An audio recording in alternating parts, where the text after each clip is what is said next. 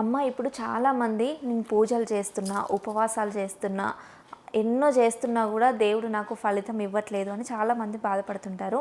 అంటే అన్ని చేసినా కూడా మనకి ఎందుకు ఫలితం దక్కట్లేదు?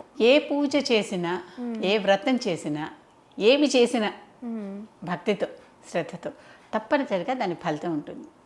ఆ ఫలితం మనం అనుకునేంత కాకపోవచ్చు. పరీక్ష రాసిన ప్రతివాడికి ఎన్నో కొన్ని మార్కులు వస్తున్నాయా? ఒకటో, రెండో, మూడో, 10, 12, 100 వస్తున్నాయా? అందరికీ 100 రావాలని లేదు, అందరికీ 60 వచ్చి ఫస్ట్ క్లాస్లో పాస్ అయిపోవాలని లేదు, కనీసం 50 వచ్చి సెకండ్ క్లాస్లో అవ్వాలని లేదు, కనీసం 30, 35, 40 వచ్చి పాస్ మార్క్ రావాలని లేదు.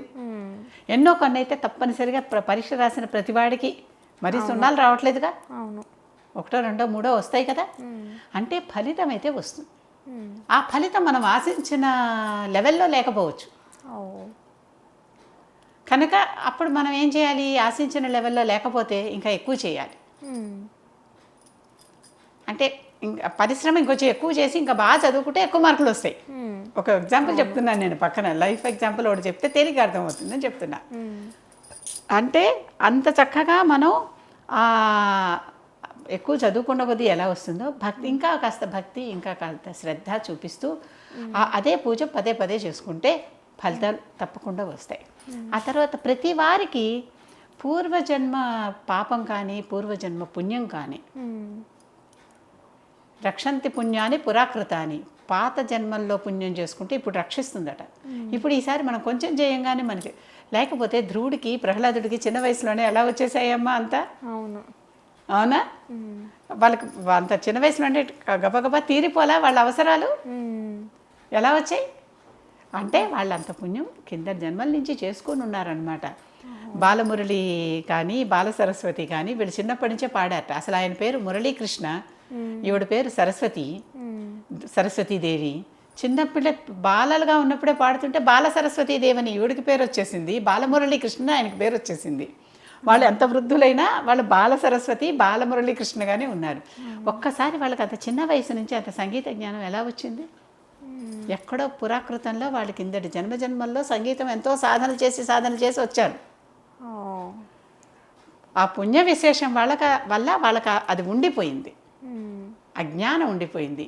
ఆ జ్ఞానం ఉండిపోయి దాని మీద నుంచి వాళ్ళు ఆ తర్వాత ఆ పైన కొంచెం చేయంగానే చిన్న వయసులోనే వాళ్ళకి అవన్నీ వచ్చేసినాయి. 6 ఏళ్లకే ఆవిడ పాడిందంటారు, 8 ఏళ్లకే ఆయన కచేరీ ఇచ్చాడని చెప్తారు. ఎలా చేశారో చూడండి వాళ్ళు. అంటే అలాంటిది జరగాలంటే మనం తప్పనిసరిగా వెనక జన్మల నుంచి విశేషమైన పుణ్యం రావాలి. వెనక జన్మల్లో పుణ్యంతో అప్పుడు పాపం కూడా ఉందిగా, లేకపోతే ఇక్కడ ఎందుకుంటాం? ఈ మానవ జన్మెత్తి ఇలా రావాల్సిన అవసరం లేదు కదా ఎవరికీను. 2 ఉంటేనే వచ్చాం కనుక ఆ విశేషమైన పాపం ఒకటి ఉంది కదా. ఎంతో కొంత పని ఫలించట్లేదంటే పాపమే. ఆ పాపాన్ని పరిహారం చేసుకోవటం కోసం ఇలాంటివి ఇంకా ఎక్కువ చేయాలి. చేస్తున్న కొద్దీ ఆ పాపం పరిహారం అయిపోతుంది, అయిపోయి పనులు జరుగుతాయి. కనుక నాకు జరగలేదు, ఇంత చేస్తున్నా, నిజంగా చాలామంది ఉంటారమ్మా అలాంటి వాళ్ళు. చాలా వాళ్ళు ఒక్కసారి గ్రహించుకుని నేనేమన్నా తప్పులు చేస్తున్నానా, మనల్ని మనం ఆత్మపరిశీలన చేసుకోవచ్చుగా. ఆత్మ ప్రదక్షిణ నమస్కారం అని పూజలో ఒకటి చేస్తాం.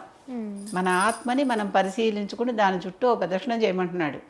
నీ ఆత్మ ఎంత స్వచ్ఛంగా ఉంది, నీ ఆత్మ ఎంత మత్సరంతో ఉందా, కుళ్ళు కల్మషాలతో నిండిపోయిందా, ఎట్లా ఉంది? ఆత్మ ఎప్పుడు స్వచ్ఛంగానే ఉంటుంది.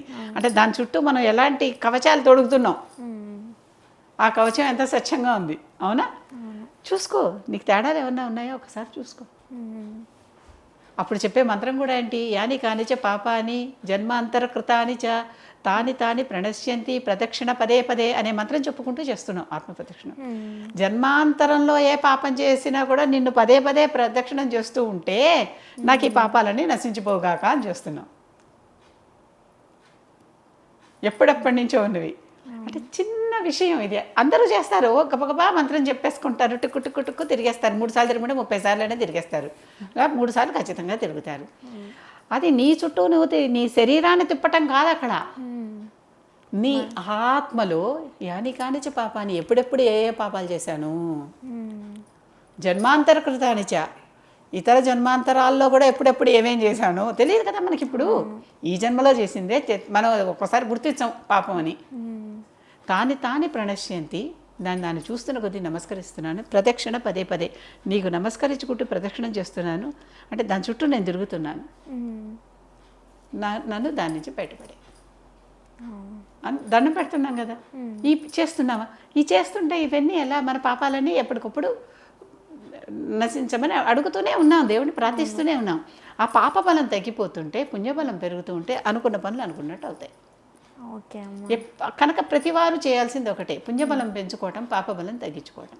పుణ్యబలం ఎలా పెంచుకోవాలి? సత్కార్యాలు చేయండి, కష్టంలో ఉన్నవాడిని ఆదుకోండి, దాహంగా ఉన్నవాడికి నీళ్ళు ఇవ్వండి, ఆకలేసిన వాడికి అన్నం ఇవ్వండి, చలిపడేవాడికి వస్త్రాలు ఇవ్వండి, చలి పడుతున్న వాడికి, అంతేనా? అలాంటివి చేయండి. చేతనైనంత వరకు చదువుకునే వాళ్ళకి ఫీజులు కట్టండి, వాళ్ళకి పుస్తకాలు ఇవ్వండి. టెక్స్ట్ బుక్ స్కూల్లో ఇస్తున్నారండి, అయితే నోట్బుక్లు ఇవ్వండి, పెన్నులు పెన్సిళ్ళు ఇవ్వండి, చేయొచ్చు కదా. చలివేంద్రాలు పెట్టండి. ఏ ఇంట్లో మీకు ఓపిక ఉన్నప్పుడు ఓపిక ఉన్నంతగా చక్కగా ఒక పదార్థం ఏదైనా వండి, ఏ పులిహోరో దధ్యోదనమో ఏదో వండి గుడికి తీసుకెళ్ళి దేవుడికి నైవేద్యం పెట్టి వచ్చిన వాళ్ళందరికీ పంచండి. ఇవన్నీ పుణ్య విశేషం పెరుగుతుంది. పెరగటం వల్ల పాప బలం క్షీణిస్తూ వస్తుంది, పుణ్యబలం పెరుగుతూ వస్తుంది, అనుకున్న పనులు అనుకున్నట్టు అవుతాయి. అందుకే అది చేయండి అవుతుంది అని చెప్తారు, కానీ కొంతమందికే అవుతుంది, కొంతమంది కాకపోవడానికి కారణం వెనకాల ఉన్న పాపకర్మ, అది దగ్ధం అవ్వాల్సిందే. ఇవి రెండు ఎప్పుడైతే నల్లిఫై అయిపోయి జీరో అయిపోతుందో ఇక మళ్ళీ జన్మ లేదు, ఇక జన్మ లేదు, మోక్షమే. ఆ దేవుడి దగ్గరికి ఆ శక్తిలోకి వెళ్ళిపోవటమే మన వంతు పని అయిపోయిందనమాట, అంతే, అదే అర్థం. ఓకే అమ్మ, చాలా చక్కగా చెప్పారు అన్నీ. ధన్యవాదాలు.